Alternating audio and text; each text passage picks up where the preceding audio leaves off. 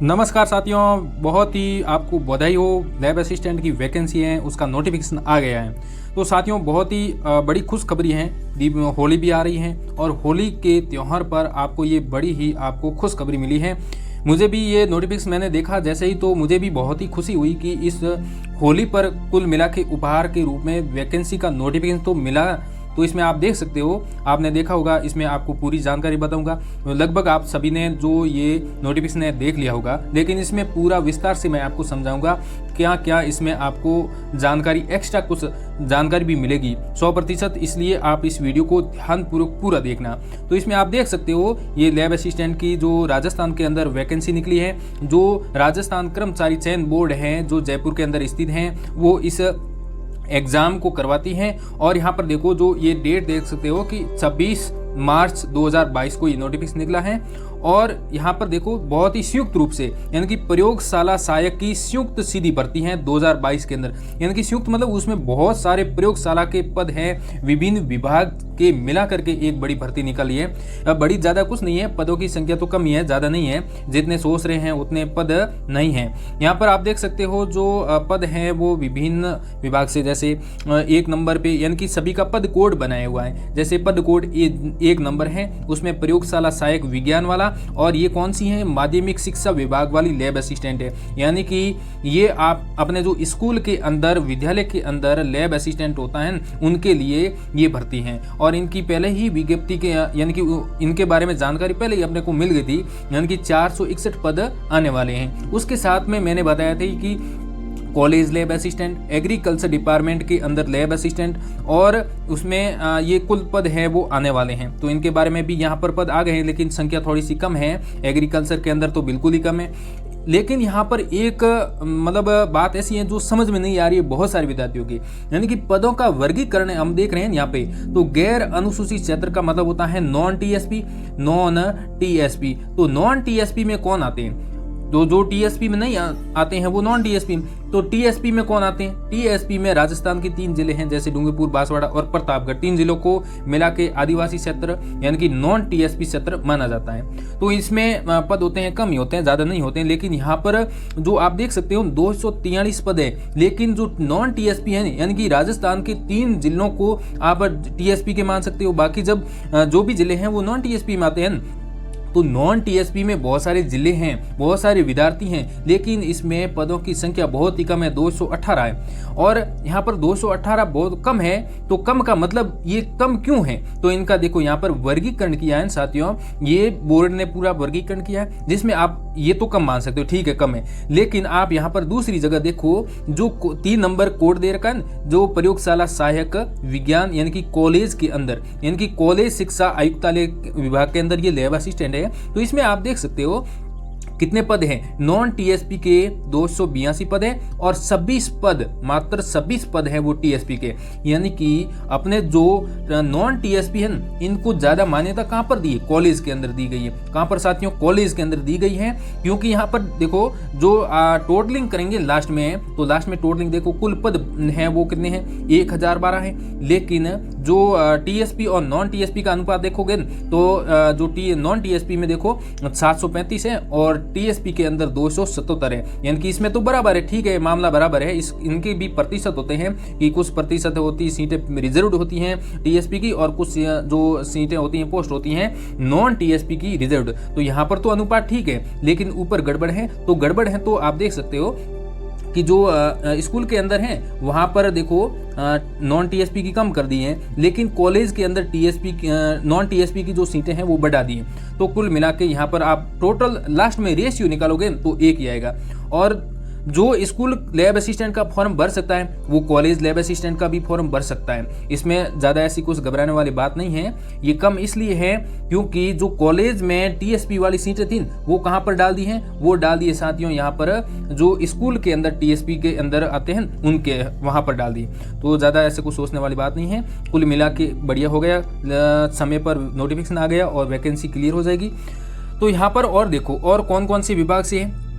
1 number तो school वाली, 2 number कृषि विभाग वाली, 3 नंबर कॉलेज के अंदर। तो यहाँ पर कृषि विभाग के अंदर 15 सीटें हैं और बहुत ही कम हैं जो नॉन टीएसपी के हैं, और टीएसपी की 1 ही सीट है एग्रीकल्चर से, और कुल मिला के 16 पद हैं वो कृषि विभाग के अंदर लैब असिस्टेंट है। ये विभाग का नाम है, ऐसे मत सोचना कि विभाग का नाम है तो इसमें ओनली फॉर एग्रीकल्चर वाले ही फॉर्म भरेंगे। तो इनके लिए मैं लास्ट में और बताऊंगा कि कौन कौन सी विद्यार्थी कौन कौन सी विभाग में फॉर्म अप्लाई कर सकते हैं। तो यहाँ पर उसके बाद में राज्य विधि विज्ञान प्रयोगशाला, यानी कि विज्ञान जो विधि विज्ञान जो प्रयोगशाला है उनके अंदर भी यहाँ पर पोस्ट निकाली हैं, और उनमें देखो एक तो विज्ञान की है, दूसरी यहाँ पर कनिष्ठ प्रयोगशाला सहायक की, और ये भी विज्ञान के अंदर ही है, लैब के अंदर। तो इनकी भी पोस्टें यहाँ पर निकाली हैं, तो उनके भी बारे में आप यहाँ पर देख सकते हो। 14 और 48 टोटल हैं। और उसके बाद में और निकाली है, देखो यहाँ पर एक प्रयोगशाला सहायक भूगोल के अंदर, यानी कि ये भी कॉलेज के अंदर ही है। तो भूगोल के अंदर है, इसका मतलब जियोग्राफी आपके यदि 12th के अंदर है तो आप हैं वो इस जो प्रयोगशाला सहायक भूगोल की तैयारी भी कर सकते हैं, फॉर्म अप्लाई कर सकते हैं। इनका पेपर भी अलग ही बनेगा। और लास्ट में है देखो प्रयोगशाला सहायक गृह विज्ञान, यानी कि जो कॉलेज शिक्षा आयुक्त, इनकी कॉलेज की अंदर ही इसकी पोस्टिंग होगी, और इनकी भी सीटें यहाँ पर टोटल हैं 37। कितनी साथियों? 37 हैं। तो इनके बारे में भी अलग से पूरा विस्तार से आएगा सिलेबस। ये दोनों लास्ट वाला है, ये पूरा अलग ही मैटर है, और 1 से लगाकर 5 तक जो भी है उसमें एक अलग मैटर है। तो इसके बारे में आप देख सकते हो। तो आगे इसमें और बातें हैं वो बताऊंगा। देखो साथियों, वीडियो है वो थोड़ा सा बड़ा होने वाला है, लेकिन आप हर पॉइंट ध्यान से समझना। एक बार वीडियो देख लिया तो पूरी बातें समझ में आ जाएगी, बार बार समझने की या समझाने की जरूरत नहीं। देखो साथियों, बहुत सारे ऐसे विद्यार्थी हैं जिनके मन में ये क्वेश्चन आ रहा है कि मुझे लैब असिस्टेंट स्कूल का बनना है, कोई ऐसे सोच रहे हैं कि मुझे कॉलेज का लैब असिस्टेंट बनना, कोई एग्रीकल्चर का चाहता है। तो उनके लिए यहाँ पर मैं बता देता हूँ कि उनका जो चयन है वो कैसे होगा। तो यहाँ पर देखो जो विशेष नोट दे रखा है इसमें कि आवेदक जो चयन है उसके बाद में जिस विभाग में प्रयोगशाला सहायक है वो बनना चाहता है, या फिर कनिष्ठ प्रयोगशाला सहायक बनना चाहता है विज्ञान के पद पर, तो पद स्थापना चाहते हैं उस विभाग में, यानी कि आप कौन से विभाग में बनना चाहते हो, तो उनकी प्राथमिकता का क्रम है वो ऑनलाइन आवेदन पत्र में निर्धारित कॉलम में अवश्य बने। यानी कि आप एप्लीकेशन फॉर्म भरोगे, ई मित्र से फॉर्म अप्लाई करोगे, तो फॉर्म तो SSO-ID से होगा। तो यहाँ पर फॉर्म अप्लाई करते समय आपको उसमें सीक्वेंस भरनी है, क्रम भरना है कि सबसे पहले आप कौन सा लैब असिस्टेंट लेना चाहते हैं, पद लेना चाहते हैं। तो आप लिख दोगे माध्यमिक शिक्षा विभाग, मान लो पहले लिख दोगे। तो आप में आपका जो नंबर आएगा लास्ट में, यानी कि आपका एग्जाम होगा, एग्जाम के बाद में मेरिट बनेगी। तो मेरिट के आधार पे आपका जो चयन है वो माध्यमिक शिक्षा विभाग में देने का प्रयास किया जाएगा। लेकिन फिर भी यदि माध्यमिक शिक्षा विभाग में आपका नंबर नहीं आता है तो फिर दूसरे नंबर पे मान लो आपने कॉलेज लैब असिस्टेंट भरा है फॉर्म में, यानी कि ऑनलाइन फॉर्म में, तो आपका जो रिजल्ट आएगा तो उसमें आपको कॉलेज लैब असिस्टेंट बनाने के लिए वो पूरी कोशिश करेंगे। फिर भी आप इसमें नहीं आते हो तो तीसरे नंबर, चौथे नंबर, इस प्रकार इसमें जो फाइनल है वो आपको ज्वाइनिंग मिलेगी, यानी कि विभाग मिलेगा। यानी कि आप यहाँ पर देख सकते हो कि बोर्ड द्वारा चयनित अभ्यर्थियों को विभाग का आवंटन, यानी कि कौन सा विभाग आपको मिलेगा उसका श्रेणीवार मेरिट तथा अभ्यर्थी हैं उनके द्वारा भरी गई जो प्राथमिकता क्रम है उसके आधार पर किया जाएगा। यानी कि उसमें दोनों तरफ से देखेंगे, यानी कि आपकी मेरिट भी देखेंगे और आपका यहाँ पर प्राथमिकता देखेंगे कि आपने किसका चयन किया है। अब देखो आपने एक बार तो इसमें एप्लीकेशन फॉर्म में जो प्राथमिकता का क्रम भर दिया है, उसके बाद में आप उसको चेंज नहीं करवा सकते हो।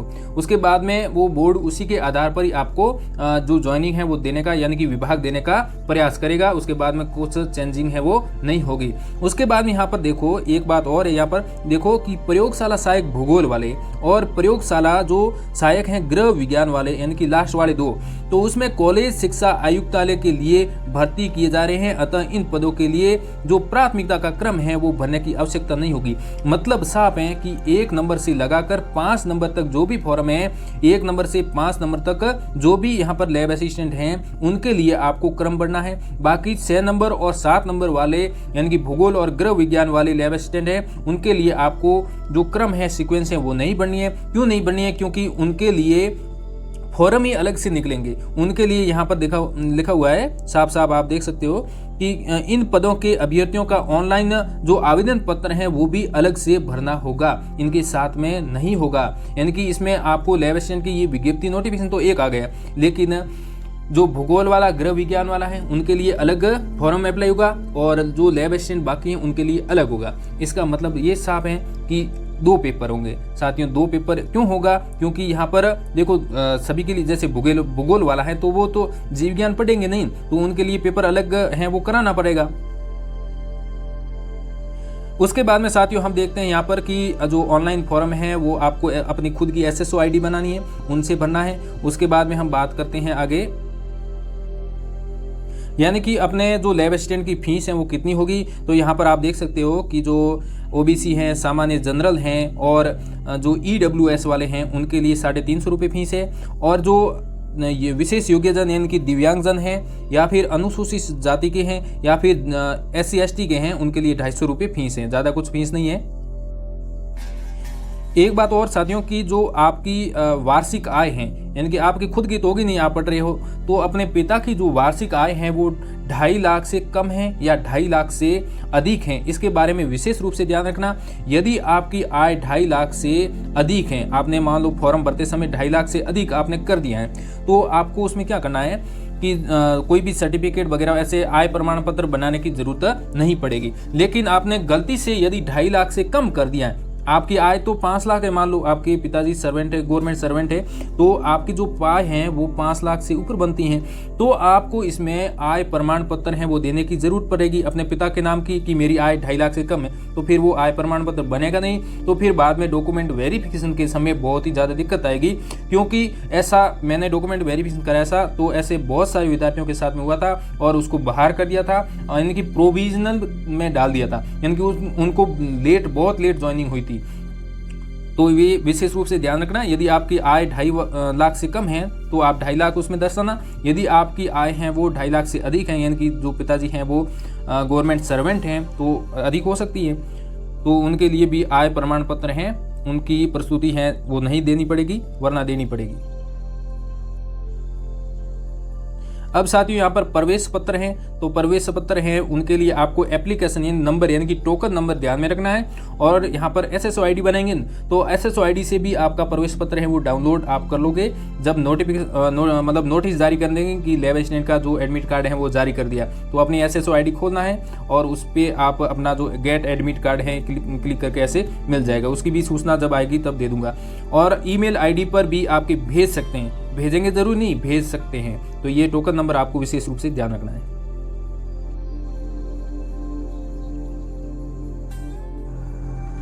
अब साथियों हम आरक्षण की बात करें, विशेष आरक्षण किसको है, तो विशेष जो कैटेगरी है उसके आधार पर तो आरक्षण है ही, उसके साथ में देखो यहाँ पर महिलाओं हेतु आरक्षण दर्शाए गए हैं। यहाँ पर 8% आरक्षण है वो किसको मिलेगा, विधवा यदि कोई स्त्री है, यानी कि विधवा स्त्री मतलब उसका जो पति है उसकी मृत्यु हो गई है, तो उसको मृत्यु प्रमाण पत्र भी दिखाना होगा, तो उनको भी 8% आरक्षण मिलेगा विधवा को। और 2% आरक्षण है वो परित्यागता, यानी कि जैसे तलाक है, तो तलाक जिसका हो गया है उनको 2% आरक्षण मिलेगा। और इसमें क्या है, यदि मान लो 8% विधवा स्त्रियां नहीं मिलती हैं, तो ये 8% आरक्षण कहाँ चला जाता है, ये जो परित्यागता स्त्री हैं, यानी कि जो तलाक वाली स्त्री हैं, कोई तलाक हो जाता है पति से, तो उनको ये आरक्षण चला जाता है यहाँ पर। उसके बाद में आप देख सकते हो आरक्षण के लिए जो 5 नंबर पॉइंट क्या दे रखा है कि जो अति पिछड़ा वर्ग है, यानी कि अति पिछड़ा वर्ग है उनकी जातियों को 5% आरक्षण दे है, ये तो आप सभी को ध्यान है। उसके बाद में आप देख सकते हो आर्थिक रूप से जो कमजोर है, यानी कि EWS कैटेगरी है, उसको 10% आरक्षण दिया हुआ है, ये सभी को पता है। उसके बाद में यहाँ पर देखो कि जो कोई ऐसे अभ्यर्थी हैं, अब मेरे को ऐसे भी मैसेज आ रहे हैं कि सर मैं गुजरात से हूँ, मैं MP से हूँ, पंजाब से, हरियाणा से, यानी कि राजस्थान से दूसरे राज्य का हूँ, तो जो राजस्थान में लैब असिस्टेंट की वैकेंसी आती है उसका फॉर्म मैं अप्लाई कर सकता हूँ या नहीं कर सकता हूँ। तो उसके लिए भी बता देता हूँ, राजस्थान में कुछ प्रतिशत ऐसे कोटा होता है, वो जो बाहरी राज्य के छात्र हैं वो भी अप्लाई कर सकता है। तो उसमें देख सकते हैं वो सामान्य श्रेणी से, यानी कि उसकी जो कैटेगरी है वो सामान्य श्रेणी से, यानी कि सामान्य वर्ग से वो फॉर्म अप्लाई कर सकता है। उनके लिए फिक्स फिक्स सीटें होती है कि इतनी सीटें हैं वो बाहरी राज्य के विद्यार्थी हैं वो दे सकते हैं। उसके बाद में कोई भी 12 जिले के शहरी आदिम जाति के हैं तो उनको भी अपना फॉर्म एप्लीकेशन फॉर्म है वो भरते समय सावधानी पूर्वक भरना है, तभी आपको उसमें फ़ायदा मिलेगा। फिर आप इसमें देख सकते हो कि भूतपूर्व कोई सैनिक है तो उनके लिए यहाँ पर देख सकते हो कि यानी कि जो पहले 15 साल पहले वो सैनिक था और फिर उन्होंने रिटायरमेंट ले लिया तो वो भी अभ्यर्थी इसमें फॉर्म अप्लाई कर सकता है और उनको लाभ मिलेगा। यानी कि यहाँ पर कि भूतपूर्व सैनिक के लिए 12.5% पद है वो आरक्षित है, यानी कि इनके लिए कोटा है, रिजर्व्ड है। उसके बाद में साथियों की उत्कर्ष खिलाड़ी, कोई भी खिलाड़ी हैं उनके लिए 2% यानी कि कुल रिक्तियों का 2% कोटा इनको फिक्स है, यानी कि 2% पद हैं इनके लिए रिजर्व्ड हैं, उनको ये पद मिलेंगे।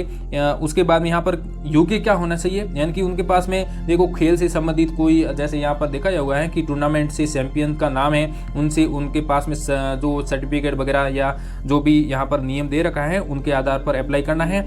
ये आप पूरा नोटिफिकेशन पढ़ने के बाद ही अप्लाई करना, इसमें पूरी जानकारी आपको मिल जाएगी। उसके बाद में यहाँ पर दिव्यांगजन यानी कि जो निःशक्तजन हैंडीकैप वाले होते हैं तो उनके लिए भी यहाँ पर रिजर्व कोटा है 4%, यानी कि टोटल जो पोस्ट होती है उनका 4% दिव्यांगजनों को जो सीटें होती हैं वो फिक्स होती हैं। तो इसमें भी बहुत सारी कैटेगरियाँ हैं दिव्यांगजन के लिए भी, तो यहाँ पर कैटेगरियाँ बांटी गई हैं, जैसे LV यानी कि लो विजन है, SI मतलब हीरिंग से संबंधित प्रॉब्लम है, LDC जो CP यानी कि किसी के पैर में प्रॉब्लम है, हाथ में पैर में, तो उनको भी यहाँ पर अलाउ है। और बाकी जो भी यहाँ पर आप देख सकते हो सभी के लिए यहाँ पर दिव्यांगजन के लिए 4% कोटा फिक्स है। और ये माध्यमिक शिक्षा विभाग है और जो अन्य प्रयोगशाला सहायक हैं उनके भी लिए भी 4% कोटा है वो फिक्स है।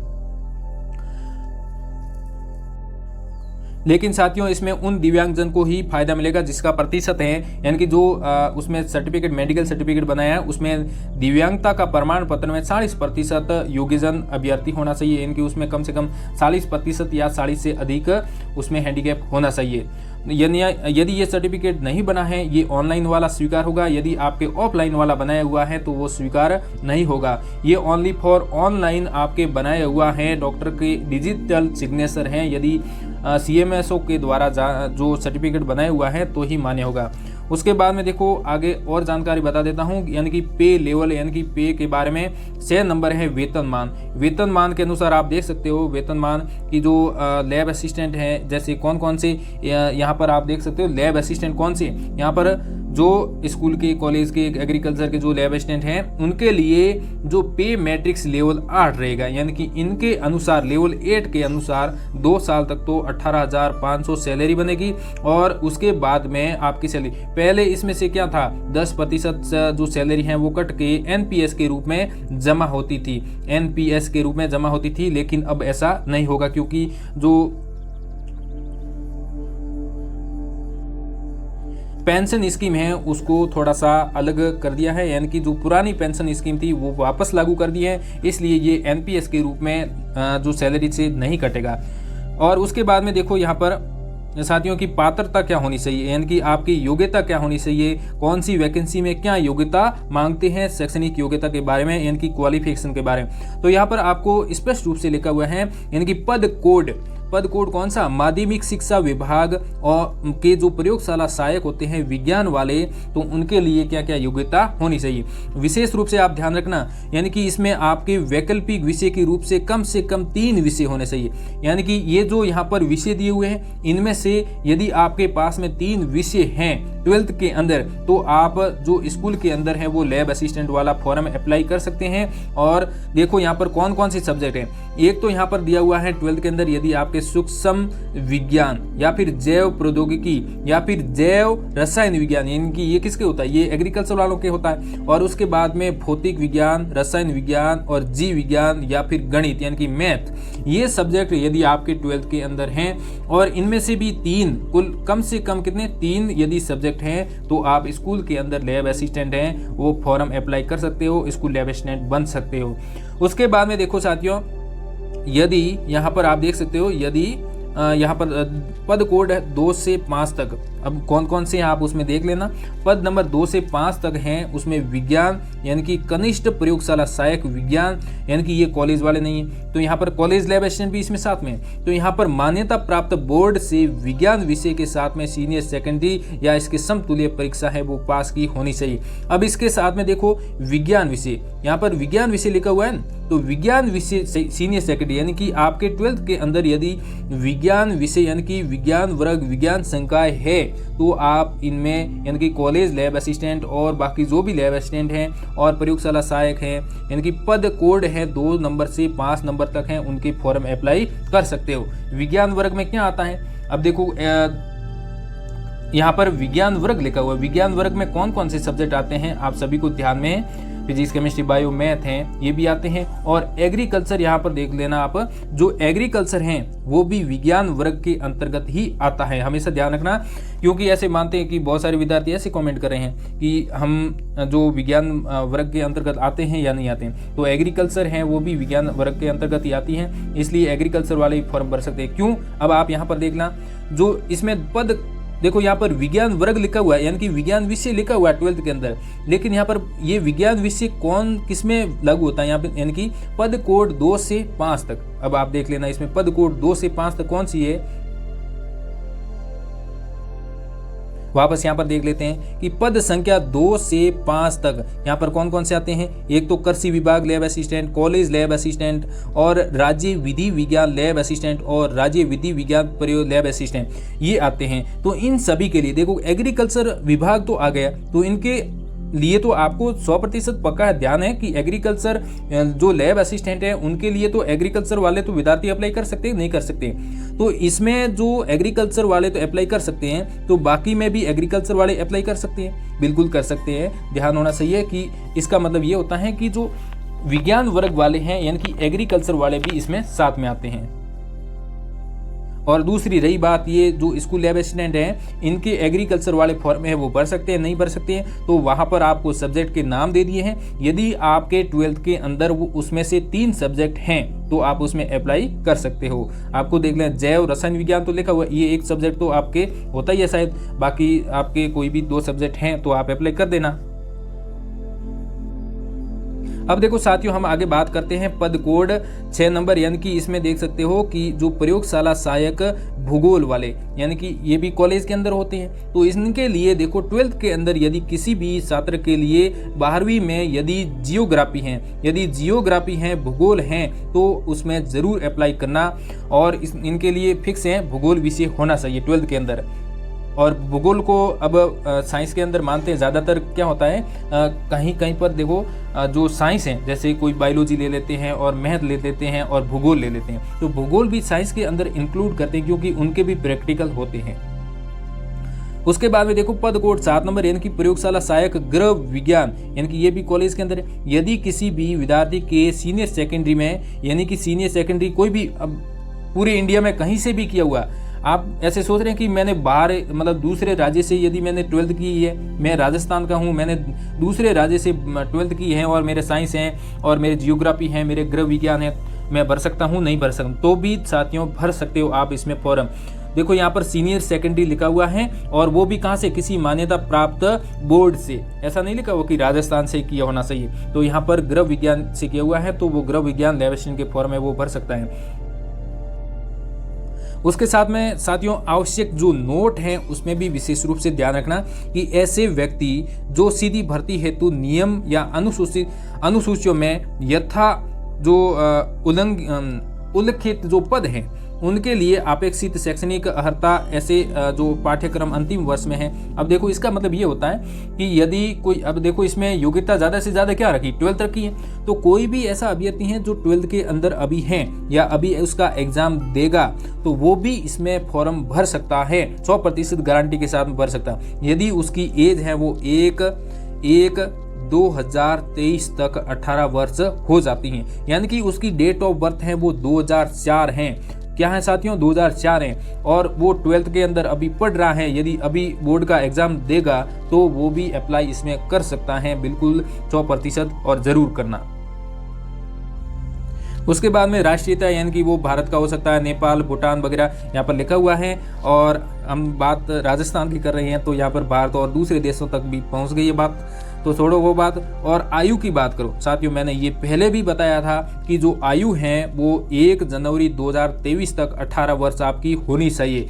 100% मैंने पहले काफ़ी 1 साल से बोल रहा हूँ कि आयु है उसकी गणना 1 जनवरी 2023 तक 18 वर्ष होनी चाहिए, इस प्रकार की जाएगी।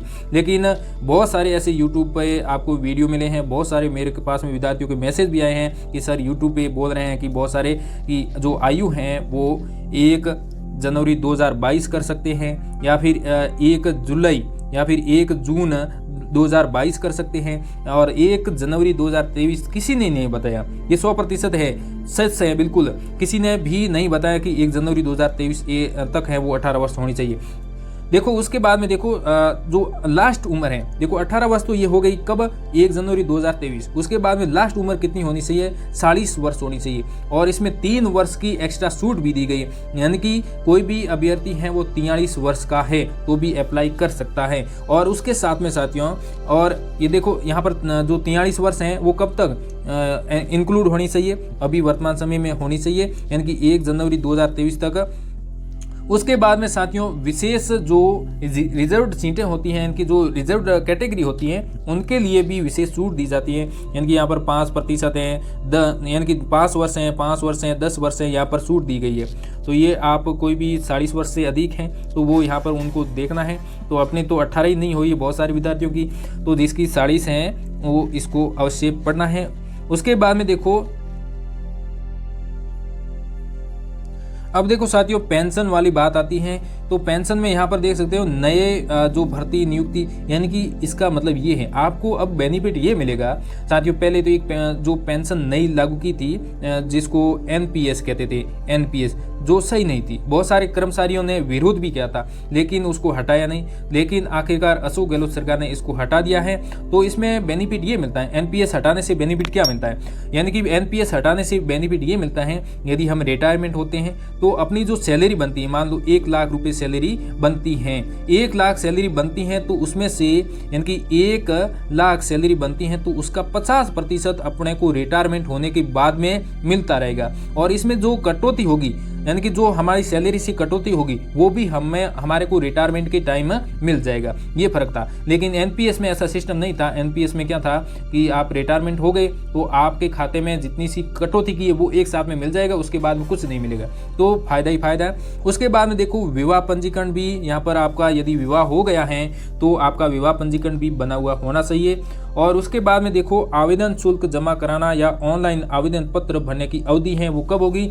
देखो यहाँ पर जो आपकी फॉर्म भरने की डेट है 25 मार्च 2022 से 23 अप्रैल 2024 तक, यानी कि 25/3/22 और 25/4/22 तक आप फॉर्म है वो भर सकते हो। आप ऐसे लेट मत करना कि मैं बाद में भर दूंगा या एग्जाम डेट अभी आगे पड़ी है बाद में भर दूँ, फिर मान लो लास्ट टाइम क्या होता है साइड चलती नहीं है, तो साइड नहीं चलती है, बोर्ड का फॉर्म है वो नहीं भरा जाता है तो आप पीछे रह जाओगे।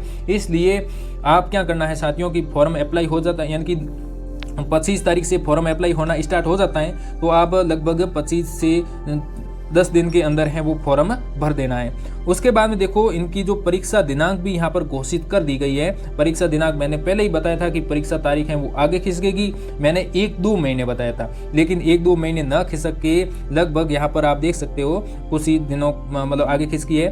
तो यहाँ पर देख सकते हो कि जो परीक्षा की माह है वो दिनांक है, यानी कि मैंने जुलाई बताया था, यानी कि जुलाई अगस्त बताया था, लेकिन जून के अंतिम में यानी कि लगभग जुलाई के पास में ही है, यानी कि जो इसकी जो एग्जाम है यहाँ पर देख सकते हो 28-29 जून 2022 को होगा।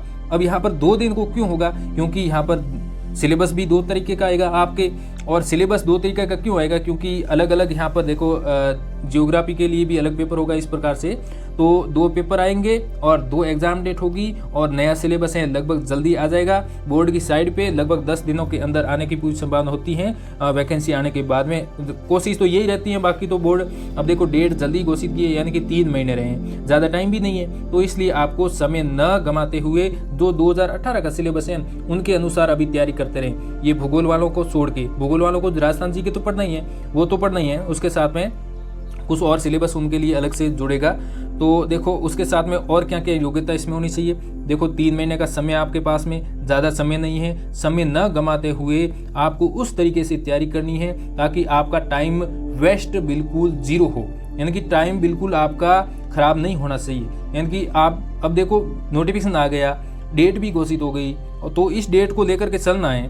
तो 3 महीने हैं आपके पास में, 3 महीने में आपको जो भी करना है, जितना भी आपको अपनी मेहनत करनी है वो लगा दो।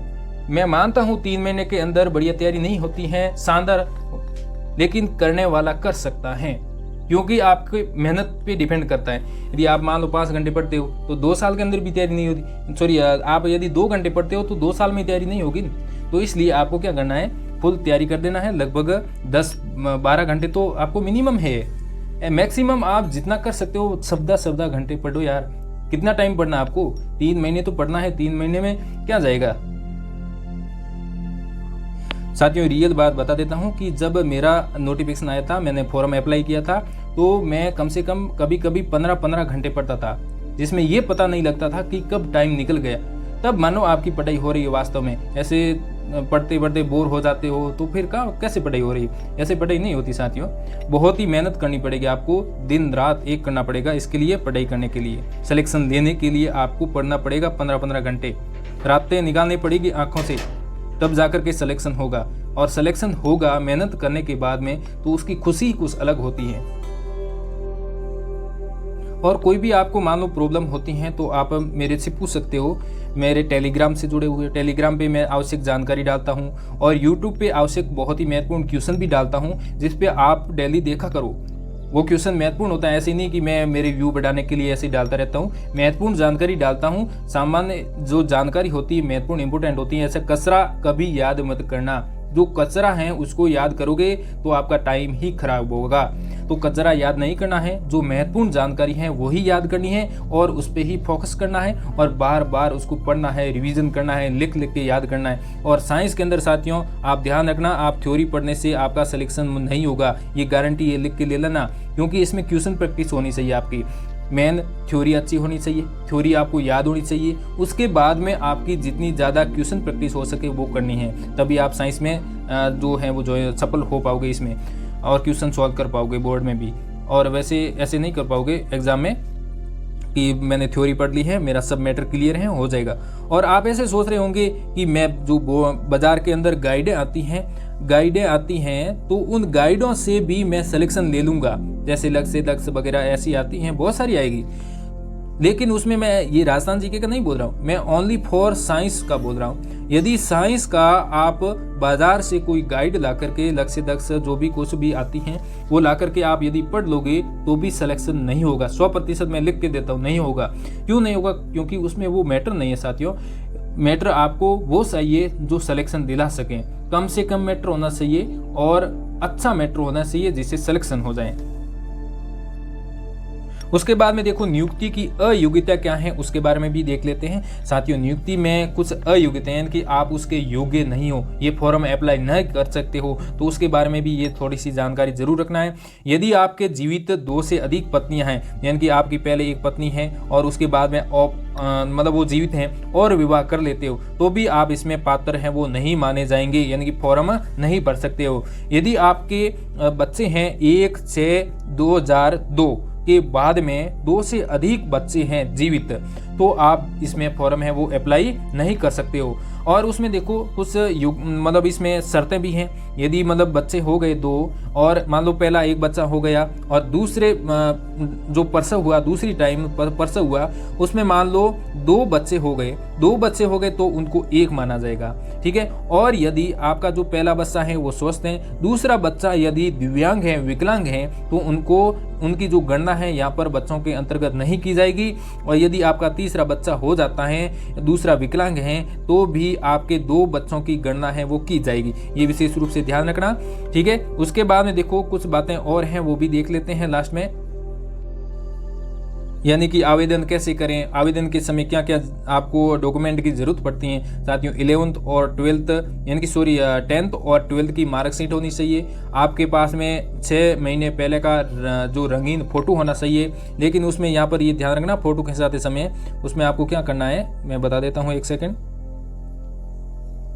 आप फोटो खिंचाते हो तो अधिकतम 6 महीने पुराना होना चाहिए और रंगीन फोटो होना चाहिए। लेकिन उसमें क्या करना है, जो पृष्ठभूमि यानी कि जो बैकग्राउंड है फोटो का वो सफ़ेद होना चाहिए या हल्के रंग का होना चाहिए। ऐसे नहीं बहुत ही लाल जो पीछे बैकग्राउंड चेंज कर दिया, ऐसे कुछ कर दिया, रंगीन नहीं होना चाहिए, सफ़ेद रखना मैक्सिमम। और जैसे फोटो आपने ऐसे खिंचा दिया तो उसके नीचे की तरफ जो जब फोटो खिंचाया तो उसकी डेट जरूर लिखना। जैसे मान लो 1/4/22 को खिंचाया तो ऐसे DOB ऐसे लिख के और पीछे ये डेट भी लिख देना है, ताकि आपको उनको खुद को पता लगे कि वाह ये फ़ोटो कब गया। इस तरीके से डेट भी लिखनी है और सिग्नेचर सही है और आधार कार्ड सही है और ज़्यादा कुछ डॉक्यूमेंट ज़रूरत नहीं है। और आप ये मतलब मूल निवास OBC जो या SC/ST की जो कैटेगरी सर्टिफिकेट है, मूल निवास है, इनकी ज़रूरत अभी नहीं पड़ेगी। लेकिन ये आपको एग्ज़ाम जब रिजल्ट आ जाता है तो उस समय आपको ये बनाना है। मूल निवास तो वैसे ही सेम रहता है और आपको बनाना है जो जाति प्रमाण पत्र होता है उनको बनाना होता है।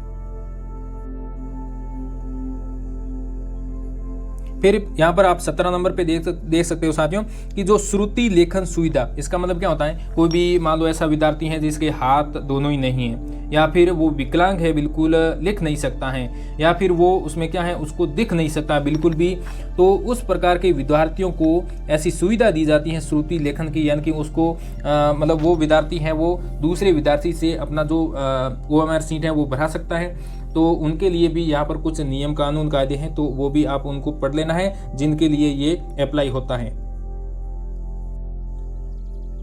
उसके बाद में साथियों फॉर्म भरते समय बिल्कुल सावधानी पूर्वक भरना है। यदि आपका जो फॉर्म भरते समय कोई भी प्रॉब्लम हो जाती है, यानी कि नाम वगैरह गलत लिख दिया है, तो आपको उसमें क्या करना, देखो आप पूरा भी नाम लिख रहे हो तो आपकी 10th और 12th दोनों की मार्कशीट में जो नाम है वही लिखना, ये वरना आगे प्रॉब्लम हो जाएगी आपकी। 11th और 12th स्पेलिंग के अंदर जो भी नाम लिखा हुआ है वो लिखना है। ऐसे नहीं कि आधार कार्ड वाला नाम लिख दें। आधार कार्ड के अंदर यदि आपके नाम में कोई करेक्शन है तो वो सही करवा लेना है, उसमें सही हो जाता है, 7 दिन के अंदर ही सही हो जाता है। उसके बाद में देखो आपके जो यदि मान लो फॉर्म भरते समय आपके किसी त्रुटि कारणवश गलत अप्लाई कर दिया, तो यहाँ पर अंतिम दिनांक है वो अंतिम दिनांक के पश्चात 7 दिन तक, यानी कि फॉर्म भरने की लास्ट डेट के बाद में भी 7 दिन के लिए आप हैं वो ऑनलाइन 300 रुपये जमा करा के उसमें एडिट करवा सकते हो। उसके बाद में आपको इसमें दिक्कत आ जाएगी तो फिर आप हैं वो भर्ती से बाहर भी हो सकते हो डॉक्यूमेंट वेरिफिकेशन के समय, तो ऐसी गलती नहीं करनी है। उसके बाद में देखो जो लैब असिस्टेंट का फॉर्म है वो ऑनलाइन ही भरा जाएगा, ऑफलाइन नहीं भरा जाएगा, यानी कि बोर्ड जाने की जरूरत नहीं होती है। बाकी यहाँ पर देखो आगे जो प्रमाण पत्र का सत्यापन यानी कि डॉक्यूमेंट वेरिफिकेशन इसको बोलते हैं, ये कब होता है, ये जब अपना सिलेक्शन हो जाता है यानी कि रिजल्ट आ जाता है तो उस समय इनकी ज़रूरत पड़ती है। जो डॉक्यूमेंट हैं उनके लिए अलग से वीडियो बना देंगे बाद में। अभी आपके जो जानकारी है वो इसमें दी हुई है उतनी सब मैंने बता दी है। अब यहाँ पर पाठ्यक्रम के बारे में बता देते हैं। जो इसका लैब असिस्टेंट का सिलेबस है इनके लिए अलग से सिलेबस जारी हो जाएगा, लेकिन जो स्कूल लैब असिस्टेंट है और उनके लिए कॉलेज लैब असिस्टेंट है उनके लिए सिलेबस है वो कृषि विभाग के लिए लगभग जहाँ तक मुझे उम्मीद है 100% जो 2018 का सिलेबस है, 2018 या 2016 दोनों ही सिलेबस सेम है, तो ये सिलेबस रहेगा और बाकी दोबारा जारी हो जाएगा, फिर कंफर्म भी हो जाएगा अपने को। तो यहाँ पर उसके बाद में जो सिलेबस भी है वो जल्दी जारी हो जाएगा। ये जो राजस्थान कर्मचारी चयन बोर्ड है उसकी साइट पे जारी होगा और उसके बाद में बोर्ड की वेबसाइट है वो यहाँ पर लिखी हुई है www.rsmssbrajasthan.government.in इस पे लिखा हुआ है, इस पे सारी जानकारी आती है। बाकी कोई भी अन्य जो जानकारी मिलती है उसको आपको नहीं मानना है, उसको देखो फर्जी जानकारियाँ भी आ जाती हैं। बोर्ड की जानकारी जो बोर्ड की जो साइट होती है उसी पे जाकर यदि कोई फर्जी जानकारी आती है तो बोर्ड की साइट पे जाकर ही देखना होता है। तो आज के वीडियो में संपूर्ण जानकारी लैब असिस्टेंट की इसमें मिल जाएगी आपको, और आपको कहीं पर भी बिना समय गंवाए अपनी तैयारी में लग जाना है। आखिर में साथियों में आपको एक श्लोक सुनाता हूँ कि आज किसी और से नहीं बल्कि खुद से कर ये वादा, आज किसी और से नहीं बल्कि खुद से कर ये वादा, तू ठानेगा और सफल करके दिखाएगा अपना इरादा, तू ठानेगा और सफल करके दिखाएगा अपना इरादा। तू खुद का साथी, तू खुद का ही हम सफर हैं, तू खुद का साथी, तू खुद का ही हम सफर हैं। अगली हर कोशिश करना पिछली वाली से कुछ ज़्यादा। देखो साथियों, यदि आपके जो पढ़ाई कम होती है तो ऐसे ही मन में मतलब विचार लाना कि अगली बार मैं थोड़ी सी यानी कि कल मैं इससे ज़्यादा मेहनत करूँगा।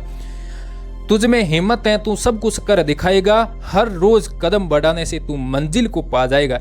अब कदम बढ़ाओगे तभी तो मंजिल मिलेगी, ऐसे ही मंजिल थोड़ी मिलती है। माना आसान नहीं है इस रास्ते पे चलना, मगर हौसले से बुलंदियों का परचम तू लहराएगा। ये पक्का भरोसा साथियों, खुद पर भरोसा रख के आगे बढ़ो कि मैं ये कर सकता हूँ, कोई दूसरा कर सकता, मैं खुद पे भरोसा रख के ही साथियों काम करना है, आगे बढ़ना है और सफलता को हासिल करना है किसी भी हाल में। ऐसे सोच लेना मन के अंदर कि मुझे किसी भी हाल में ये सिलेक्शन लेना है, तो आप जरूर सफल होगे और सही रास्ते में। देखो सफलता प्राप्त, देखो मेहनत तो सभी करते हैं, लेकिन सही दिशा में होनी चाहिए, सही गाइडेंस में होनी चाहिए और सही मेहनत होनी चाहिए, तभी तो उसमें सफलता मिलेगी। एक तो दिशा सही होनी चाहिए और दूसरी अपनी मेहनत ज़्यादा होनी चाहिए, तभी आपको सफलता ज़रूर मिलेगी। तो और कोई भी प्रॉब्लम हो आप कमेंट ज़रूर करना, आपको ये जानकारी है वो सही लगी या कैसी लगी उसके बारे में भी बता देना। यदि सब्सक्राइब नहीं किया तो सब्सक्राइब करना और ज़्यादा से ज़्यादा अपने साथियों के साथ में शेयर भी करना। ठीक है, थैंक यू, धन्यवाद, जय हिंद।